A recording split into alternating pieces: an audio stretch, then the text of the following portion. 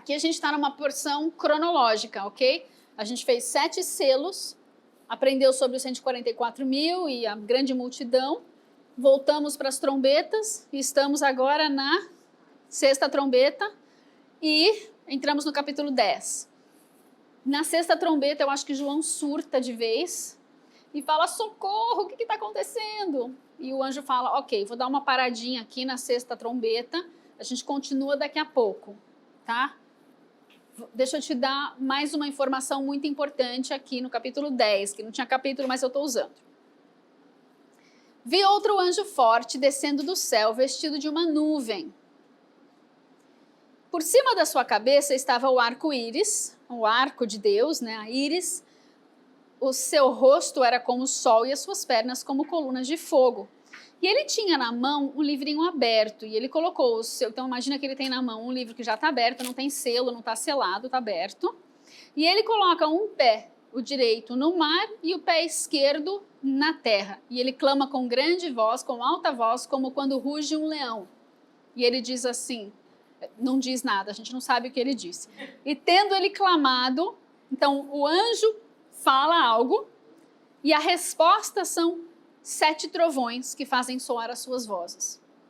E João ouve, vê, ele entende tudo, ele senta para escrever, e no versículo 4 diz assim, quando os 7 trovões fizeram soar as suas vozes, eu ia escrevê-las, mas ouvi uma voz do céu que dizia, não, escreve não, João. Eu protesto sempre a essa ordem.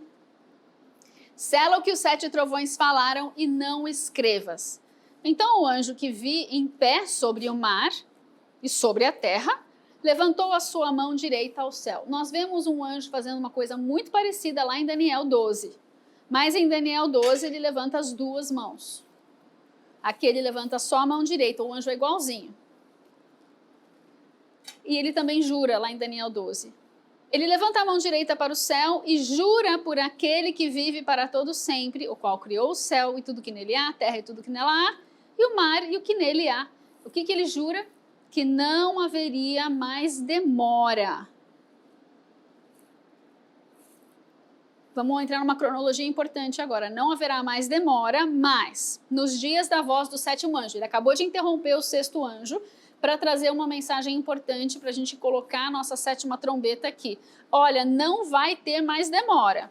Nos dias da voz do 7º anjo, quando ele estiver prestes a tocar a sua trombeta, se cumprirá o mistério de Deus, como anunciou aos profetas seus servos. Então, entre a 6ª e a 7ª trombeta, ele pausa para nos dizer que na 7ª trombeta se cumpre um mistério. Então a voz que eu do céu tinha ouvido, tornou a falar comigo e disse, vai, João, até o anjo e pega o livrinho aberto e come. Aí o João foi até o anjo, pediu, né, o livro, e o anjo falou assim para ele, olha, ele vai ser amargo no teu ventre, tá, João? Mas na sua boca vai ser uma delícia, vai ser docinho, docinho. Aí João põe o livro na boca, que gostoso, aí ele digere toda aquela mensagem, quando chega no estômago dele, fica super amargo o negócio. Toda a profecia, quando a gente ouve uma palavra do Senhor, é maravilhoso ouvir do Senhor, mas muitas vezes o conteúdo é muito difícil de digerir e de passar para frente. Tomei o livrinho da mão do anjo, comi, e na minha boca era doce como mel, mas tendo-o comido, meu ventre ficou amargo. Então foi-me dito, olha, João, você precisa profetizar de novo sobre povos, nações, línguas e reis. Lembra é uma frase reincidente? Só que a gente já viu ela povos, tribos, línguas e nações, a gente já viu a ordem invertida e agora a gente está vendo aqui com reis no meio. E aí a gente vai entrar em outra porção explanatória. Então, guardou esse momento da 7ª trombeta que o mistério vai ser revelado? Super importante, tá? Porque no fim do capítulo 11 a gente vai voltar nele. Capítulo 11. Foi-me dado um caniço semelhante a uma vara e foi-me dito, levanta-te, João, e mede o santuário de Deus, o altar e os que nele adoram.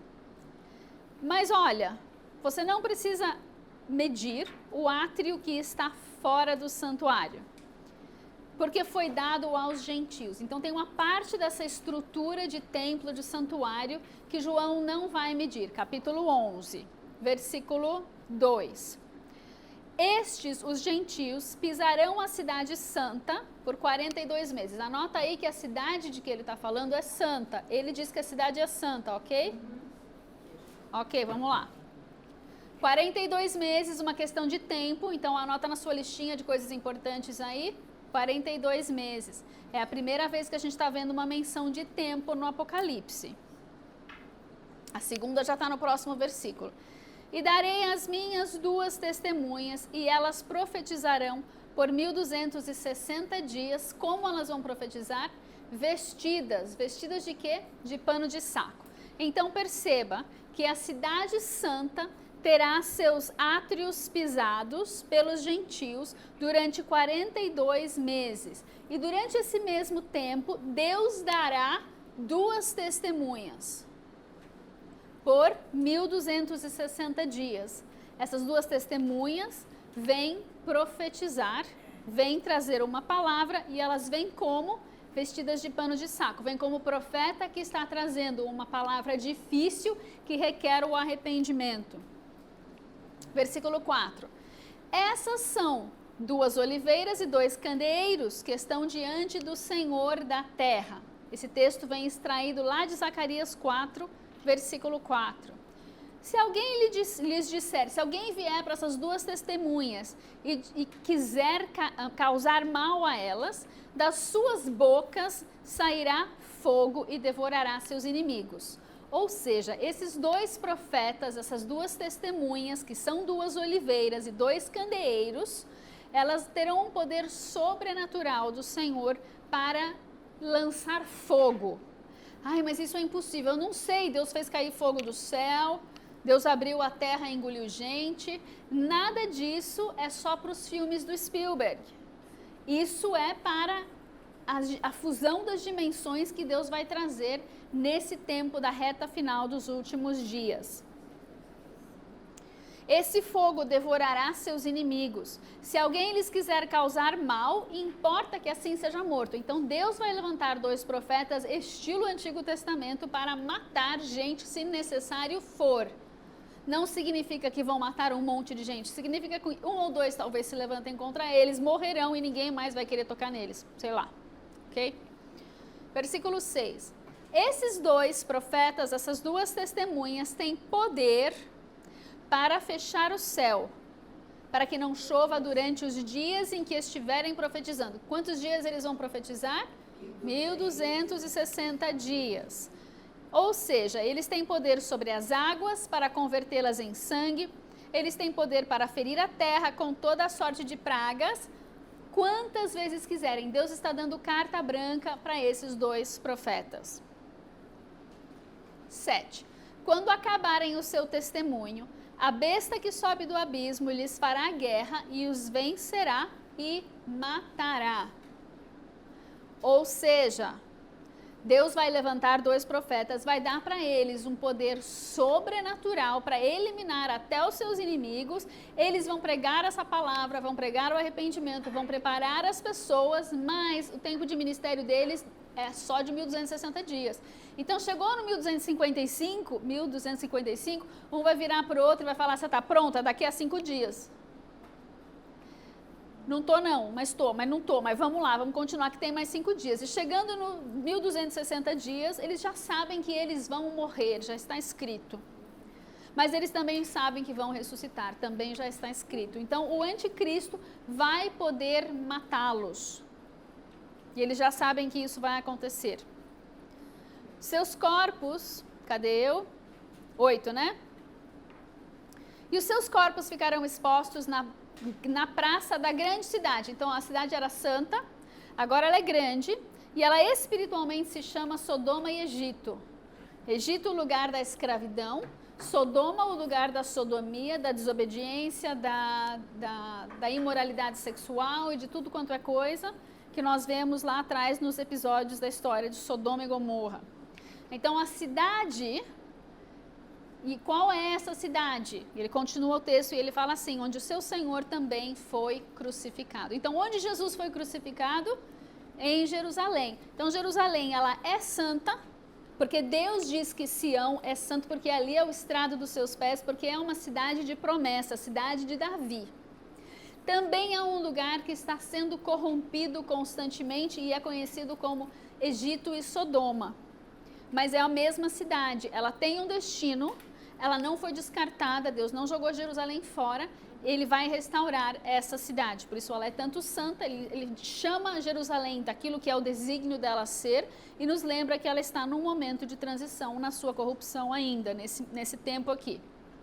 Homens de vários povos, tribos, línguas e nações, a nossa frase reincidente aqui, verão os seus corpos mortos por 3 dias e meio e não permitirão que sejam sepultados. Lembra que lá no 10, no finzinho do 10, ele falou assim, João, precisa profetizar sobre povos, tribos, línguas e nações de novo, só que ele falou reis, né, ele usou um pouquinho diferente. Então aqui ele está profetizando de novo aquilo que ele recebeu a ordem lá no fim do 10. Olha, é o seguinte, quando esses dois forem mortos pelo anticristo, haverá festa na cidade. Por quê? Porque eles estavam pregando o quê? Arrependimento e juízo, arrependimento e juízo, arrependimento e juízo. Então eles estão pregando que Deus virá contra eles e que eles precisam se arrepender, senão eles vão morrer. Aí o anticristo mata os dois e o povo fala, vencemos, vencemos. Tipo, Jesus foi para a cruz e o inimigo já estava celebrando antes da hora. Vai ser um evento tão singular que será visto no mundo todo celebrarão e se darão presentes de tanta alegria que eles vão sentir de ter pensado que derrotaram aquele Deus que abriu os céus e eles viram o trono, lembra? Esse mesmo Deus aí, eles vão saber que esses homens vieram desse Deus.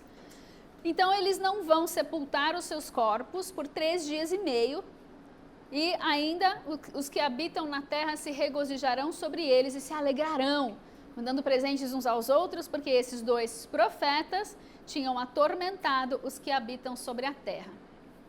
Lembrem-se, vocês que querem colocar nesses dois profetas 2 multidões de pessoas, que essas multidões têm que estar em Jerusalém e morrer lá.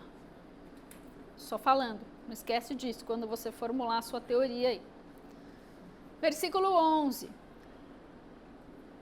Percebam também que eles falam, né, que eles estão atormentando todo mundo. Sabe quem recebe essa nomenclatura também? Elias. Eles reclamavam de Elias porque ele era o perturbador de Israel. Quer dizer, perturbador é aquele que tenta te fazer achar o abismo para que você não caia nele, te alertar dele. Na verdade, essa é a inversão de valores que nós vivemos hoje. A gente quer alertar a pessoa para ela não ir para o inferno, mas ir para o inferno já é uma coisa... Não, é politicamente tão incorreto falar que existe um inferno que nem as amarelinhas têm inferno, só tem céu. Não sabe nem de onde saiu para chegar naquele céu. Versículo 11, obrigada. Depois daqueles 3 dias e meio, o Espírito de vida vindo de Deus entrou neles e eles se puseram de pé. Eles nem sepultaram os caras, não precisaram nem sair do cemitério, né? Ali da praça mesmo, eles ressuscitam, se colocam de pé e caiu grande temor sobre aqueles que os viram. Que bom que finalmente houve um certo temor. Não sei se é porque estão em Jerusalém, porque em todo o resto das maravilhas que Deus fez, ninguém se arrependeu de nada por enquanto, né? Versículo 12. Então ouviram, esses que estão temerosos vendo, né, essa ressurreição, ouviram uma grande voz do céu que lhes dizia, subi para aqui. E essas 2 testemunhas subiram ao céu em uma nuvem, e os seus inimigos os viram. Imaginaram a cena, né? Lembra que lá no capítulo 10, o anjo falou para ele, olha, ou alguém falou para João, lembro que voz que era agora. Tem um mistério que vai ser resolvido minutos, segundos antes do toque da 7ª trombeta. Vai lá, profetiza sobre povos, tribos, línguas e reis, ou sei lá, como é que estava lá no 10. E agora nós vemos nós vemos 2 profetas que estão em Jerusalém, ministrando no mundo inteiro. Imagino que se ouça a sua voz, mesmo eles estando ministrando durante a grande tribulação, ainda assim, com todas as desgraças que aconteceram nas primeiras 6 trombetas, 5 trombetas, 6 trombetas, ainda tem satélite, ainda estão recebendo a transmissão em outras nações. E então, eles ressuscitam, todo mundo vai ver, eles sobem aos céus.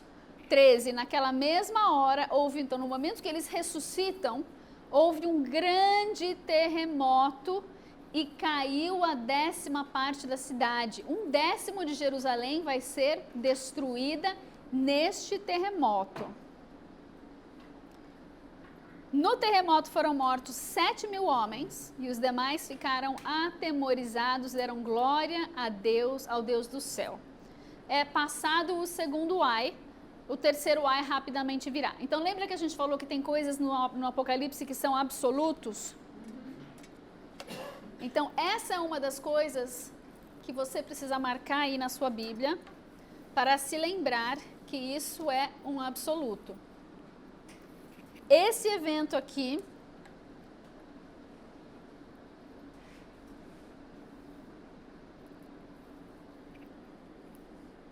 enxergam aqui? Esse evento aqui, nem eu sei onde eu estou apontando, da 6ª trombeta bater com o segundo ai. Isso é um absoluto que nos ajuda a fixar a nossa cronologia. Nós estamos no momento dos ais. No momento em que termina a 6ª trombeta, se conclui o evento do segundo ai. Isso significa que o terceiro ai vai bater com a 7ª trombeta certinho, ok? Então, aonde você quiser colocar a sua 6ª trombeta, aonde você colocar isso aqui, você tem que colocar os dois juntos. 5ª trombeta tem que ser o primeiro ai e a 6ª trombeta precisa ser o segundo ai. O ministério das 2 testemunhas precisa terminar junto com o fim do evento da 6ª trombeta. O ministério das 2 testemunhas precisa terminar junto com o fim da 6ª trombeta, que é o segundo ai. Isso é um absoluto, está muito claro na palavra. Então, na sua cronologia, aonde quer que você coloque as 2 testemunhas, elas têm que subir aos céus no fim da 6ª trombeta.